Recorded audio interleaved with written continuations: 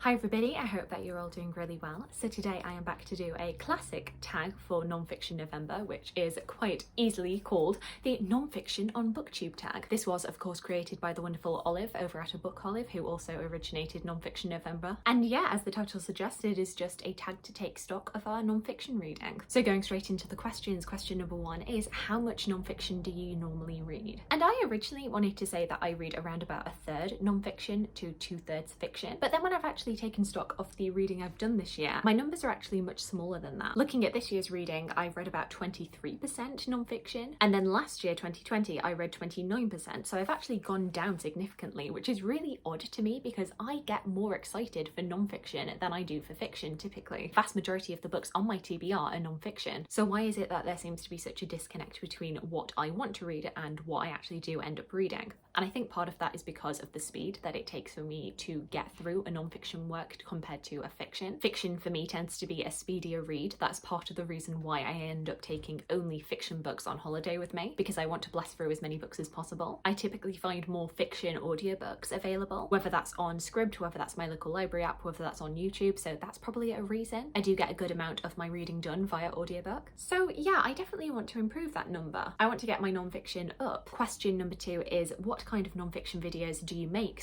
/ do you want to make on Booktube? So the two videos that come to me most readily are my super sexy history books series, which I have done one video for and I'm fully intending on doing more, where I look at different non-fiction history books which deal with our attitudes towards sex and the history of sexuality, as well as my Penguin Monix videos. My biggest interest when it comes to non-fiction is definitely history, and that's what I want to bring into my channel, is non-fiction history recommendations and TBRs. I definitely want to try and do more non-fiction reviews, and just reviews in general. I definitely haven't been doing many individual book reviews. Question number three is a very easy one, which is, what is your favourite subgenre of non-fiction? And for me, it is definitely history. History and biography. I love learning about the past. I am a history graduate. I am a former history student, so any opportunity that I have to talk about history, the better. Question number four is, do you have a favourite non-fiction book? And that's a really hard question, because I've never really sat down and thought about what my favourite non-fiction books are of all time. At any given moment, I'll have certain non-fiction books that I really gravitate towards and really recommend to people, but books that come to mind, definitely things like Matilda, Empress, Queen, Warrior by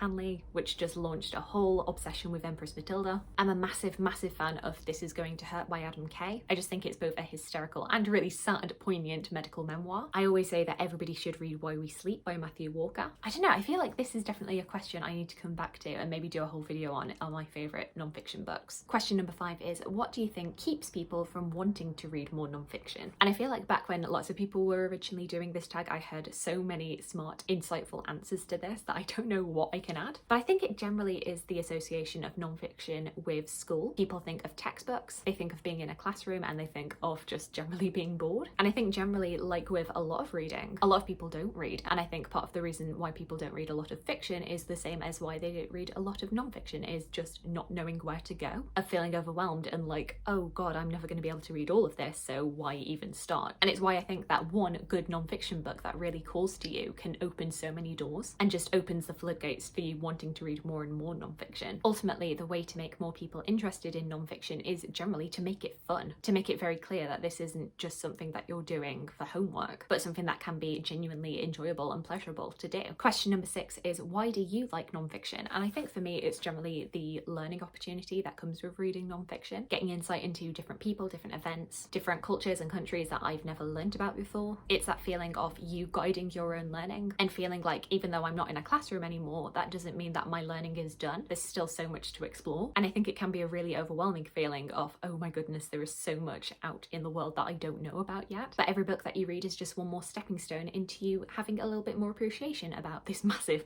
world and all of its history and all the millions, billions of things that are going on every single day. Question number seven is, what's a non-fiction book you read because of Booktube? And there are so many. In fact, last Nonfiction November, I did a whole video about non-fiction books that I read because of Booktube, so I'll definitely link that down below. But in terms of one that I read this year because of Booktube, I probably would have read it anyway, but definitely the Radium Girls by Kate Moore was one that Booktube really pushed on me, and I'm so glad that it did. Another recent one would be Dear Reader by Kathy Ransom-Brink. We know I'm a big fan of a bookish memoir. Then following on from that, we have What's the Best Non-Fiction Book You've Read Lately? Once again, I could definitely say the Radium Girls for this, but stepping away from that, definitely The Only Plane in the Sky Sky, The Oral History of 9/11. That was a fantastic book that I've read this year. Also, I know I've been singing the praises of Unwell Women by Eleanor Cleghorn. This is why I'm so surprised that I've read so little non-fiction compared to fiction this year, because I feel like the non-fiction that I've read have just been so standout. Question number 9 is, what are some of your non-fiction reading goals? And like I said already, I think it's really just to up that number. I genuinely thought that I was reading around about 33%, so to find out that it's only been 23 this year, that seems wrong. In an ideal world, I would say that I would be reading like 50-50 non-fiction to fiction, or maybe even more non-fiction than fiction. I don't know if that's really a reasonable one, but I suppose a goal for next year would be probably to bring that up to between 30 and 40%. If I was doing a really good job, then maybe over 40%, but you know, we have to be realistic. Generally increasing my history bookcase, and I'm always kind of stuck on whether or not I want to be more of a generalist with history or whether I want to specialize into anything. For example, like really getting stuck into only reading Tudor non-fiction and then feeling like I've got an expertise in that.